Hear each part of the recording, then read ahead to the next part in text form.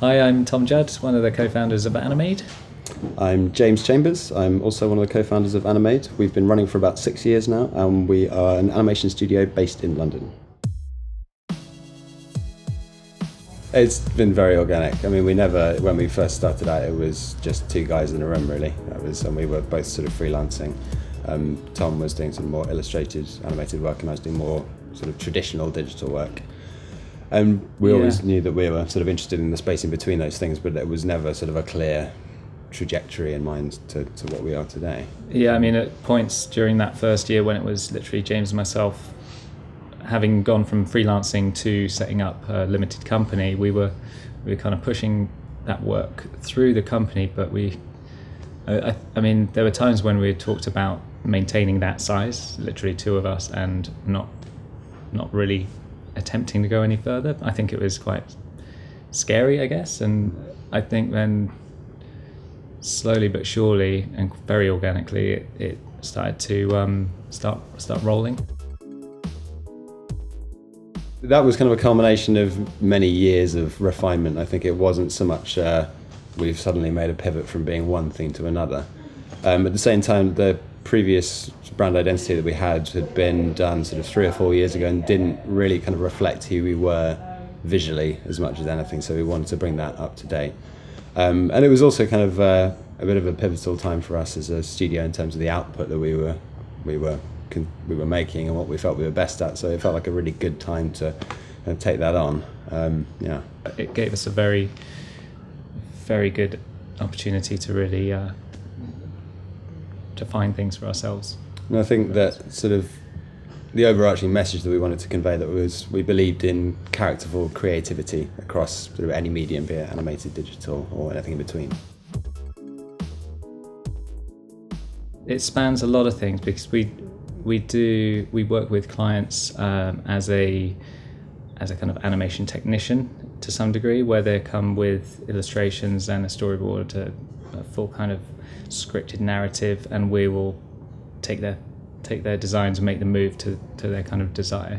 On the other end of a spectrum, and probably the work that we really enjoy doing as a studio is when we have a lot more control over concepting, narrative, storyboarding, and are able to kind of partner with the agency or the director-client at that moment and really help kind of construct all of the post-production.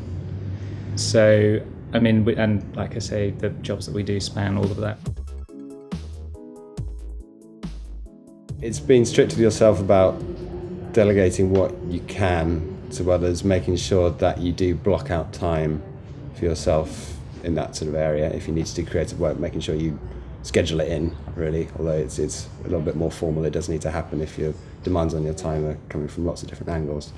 And so yeah, kind of having a bit of self-discipline definitely helps, and making sure that if lots of other demands are being made on your time, that you take a moment to step back every once in a while and sort of assess where you're spending the majority of your time, and that you're able to really focus on what you're best at and what you love, and the reason that you maybe started doing it in the first place, to make sure that you keep sort of on that line as you grow is really important. Yeah, there's, I mean, one really good example of that is where we used to love doing all the kind of self-promotion and marketing, and it was very obvious when we got busy that us as a group of creatives would soon kind of lose focus on that because we were doing so much creative work or client work. So there was this weird wave of busyness where we would kind of get busy, not put so much out, and then things would slow down, so we'd get quiet, put things out. And we made a big decision 2 years ago to take Amy, who was then project manager, but also doing lots of really focused marketing, and dedicate her full time to being our marketing manager. And it was a bit of a punt at the time because these were all assumptions, and but looking back now, that really paid off, and it's that continued focus that I think's really changed things over the last 2 years in terms of the kind of noise that we're making. Yeah, so Boords is a web app which makes storyboarding simple. And it came out of a conversation that Tom and I had over lunch, I guess, just over a year ago, actually. We were about to begin a very storyboard-heavy project, and we've been doing a lot of storyboarding up to that point. And it was a really time-consuming part of the creative process. The main sort of issues were making sure that all the layouts were consistent, because lots of different creators were doing storyboards. Then making any revision at all was a really involved process, trying to dig out the latest version, making sure that that was the right version and not the wrong one, and all of that sort of process. It was getting really fiddly. So yeah, Tom had this idea to make just a really simple web tool which we could put a bunch of images in and get a client-ready PDF out in a matter of seconds, really. And it seemed like a pretty good idea, so we put something together initially just to use internally at Animade, and it saved us sort of hours, if not days, of time on that one project alone. So we thought, this saved us a lot of time. Maybe it could work for other people as well. So out of that, really, Boords was born. So we sort of took a few months, invested some time and some developer resources in making this a product which other people could sign up for. And yeah, it's now out in the big wide world, and we've got sort of over 5,000 creators registered using it. It's now come on from its initial just being a PDF generator. We've also got shareable web views.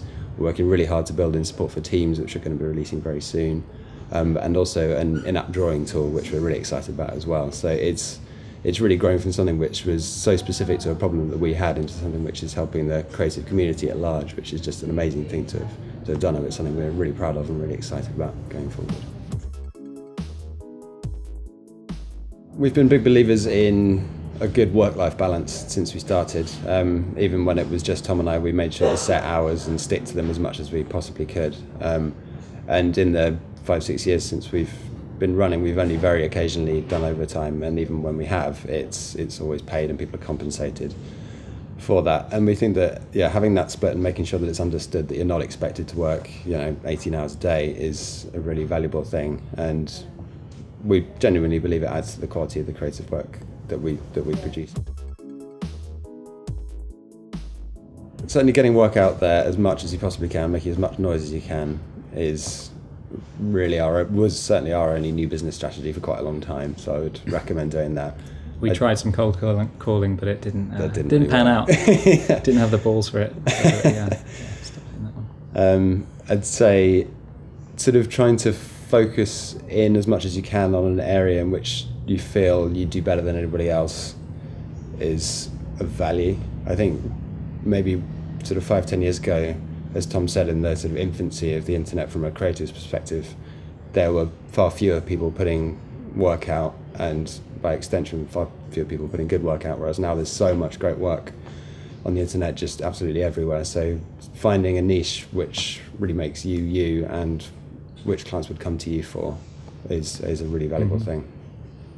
And I think in terms of a small studio that's of the size that they can hire, I think really looking to hire non-creatives, so focus on production and account management and people who can really bring something else to the table is a real key for us.